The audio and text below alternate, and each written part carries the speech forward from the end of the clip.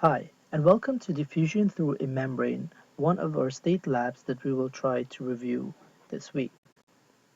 Now, diffusion is a process that allows for substance to move from a region of high concentration to a region of low concentration through a permeable membrane.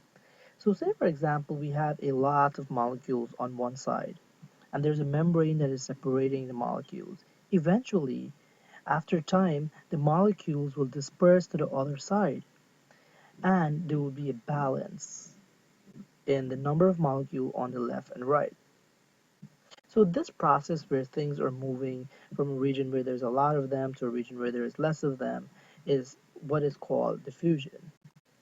Now diffusion happens in our body, and things such as food diffuse, water diffuse, oxygen diffuse, and even carbon dioxide.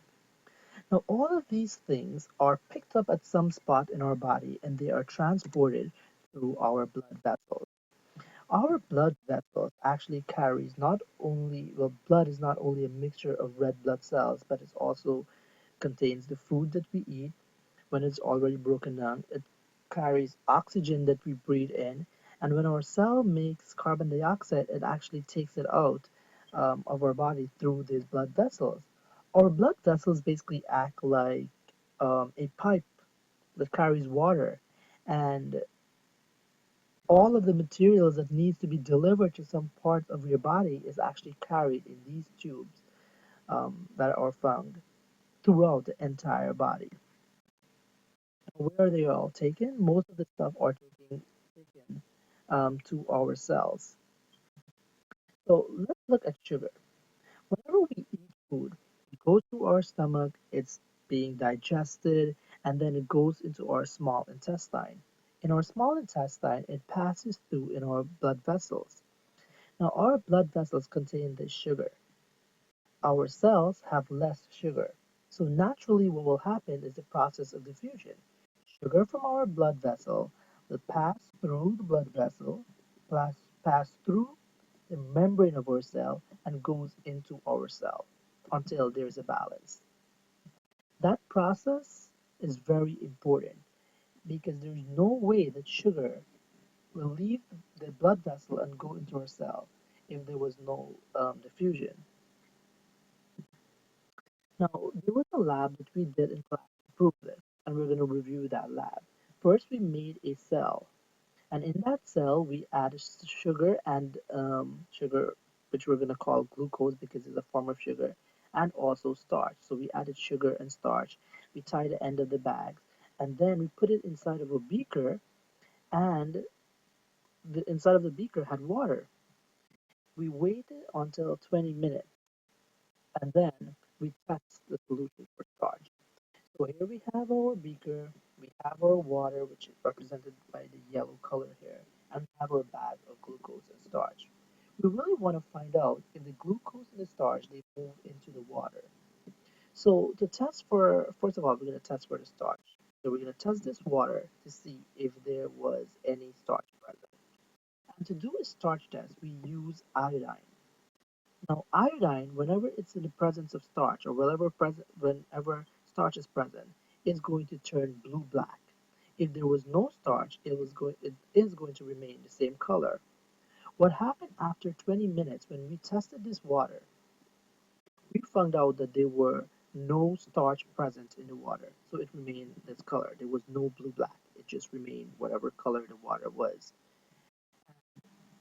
It was strange because if diffusion was to happen, the starch was supposed to move out where there was a lot inside of the bag to where there was none inside of the water. Okay, so we're going to explain that later why did this happen, but so far we know that the starch did not diffuse into the water because it did not change color to blue-black. We're testing for glucose. Now to do a glucose test, we use Benedict solution. And if Benedict is present, sorry, if sugar is present or glucose is present, the Benedict solution will allow for a change in color, which is a bright orange color. If there was no sugar, it will remain whatever the color the water was. We found out that the water changed to a bright orange color. Hence, glucose was present when using the Benedict solution. So, What we found out is that the starch remained in the bag, but the glucose moved into the water. So again, we started off with glucose starch in a cell. We have it in a solution of water. After 20 minutes, water moved into the bag became a little bit bigger. Glucose or sugar moved out of the bag, and starch remained in the bag. Now, the reason why starch remained in the bag is that starch is a very large molecule. It's made up of many glucose molecules.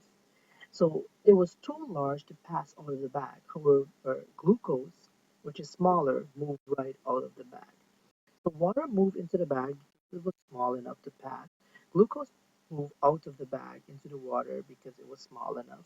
Starch did not move because it was too large. The process by which the sugar or the glucose and the water move is called diffusion. Now the result, again, there was only orange but no bluish black. So the sugar molecules diffuse into the water but not the starch. Reason is that the starch molecule is too large to pass through the membrane. Also, the cell became larger, so water moved into the cell. All these movements that we're talking about is basically the process of diffusion. Another way we could do this experiment is that we could add iodine into the water at the beginning. And if we add iodine into the water after 20 minutes, the bag will actually, solution in the bag will become bluish black. Now this again proves the starch did not move and the glucose did move, the water did move. The iodine actually diffused into the bag and causes the starch to show a presence. Now, what you absolutely must know is that what is the process responsible for the movement into and out of the cell? The process is diffusion. Wherever or whenever there is molecules moving from where there is a lot of them to where there is none or less of them, diffusion is facilitating that movement. Number two, what substance diffused into the cell? Now, if we look back, the substance that diffused into the cell is water. Water was outside the cell and then moved into the cell. What substance diffused into the water? The substance that moved from the cell into the water was glucose or sugar, and it was small enough so it moved by the process of diffusion. Why didn't the starch diffuse? The starch did not move or could not pass through the cell because it was too large. Why did the bag turn blue? The bag turned blue because starch was still present inside of the bag, or it was still present inside of the cell, and it did not diffuse. So all of the iodine inside of the water moved into the bag. Number six, what solution was used to test for sugar? Benedict solution. And if sugar was present, it became bright orange. What solution was used to test for starch? Iodine. And if starch was present, it turned bluish black. What substance in our body diffuse and from where to where? Now, this is a question that um, you can choose from so many things. So, first of all, oxygen from our lungs diffuse into our blood vessels. Carbon dioxide from our blood vessels diffuse into our lung. Okay, food which are broken up from inside of our small intestine move into our blood vessel. Water from our large intestine move into our blood vessel, and these are all organs. For a more cellular level, we can say that oxygen moves from our blood vessel to our cells, carbon dioxide moves from our cells to our blood vessel, sugar moves from our blood vessel to our cells. So a lot of things are moving in our body, and it depends what is needed and where it is delivered to. And the concentration is very important. If our cell has less sugar, sugar will move from our blood vessel into our cell. Right now, there's a lot of oxygen around us. Our body has less oxygen. So what naturally would happen as we breathe in, oxygen from our lung will move into our blood vessel. Our cells are constantly making carbon dioxide through the process of respiration. So all this carbon dioxide that is built up is then transported through the blood vessel and it diffuses into our lung and it comes out as we breathe. Again, diffusion is the main process for things moving, all these molecules moving from where there's a lot to where there is less. Now, in our exam or mock read, we had questions 82 to 84, and they say in an experiment, students place a dialysis bag containing 100 ml of starch water mixed in a beaker of water. So this is starch. They only add starch here. They left the setup until class the next day. When they removed the dialysis bag and measured the volume of the contents, they found that the bag were now 125 ml of starch water mixture. So the bag contained 100 ml and then it contained 25 ml after 2 days. Now, or after they sorry. But what happened is the water from outside the bag moved or diffused into the bag. So they asked me first of all, measure the volume of starch water mixture in the dialysis bag. The students would have to use a meter stick. Now, a meter stick is like a ruler. It's something that is used to measure length. So number one could not be the answer. A triple beam balance. A triple beam balance is used to measure mass, the weight of something. So that could not be the answer.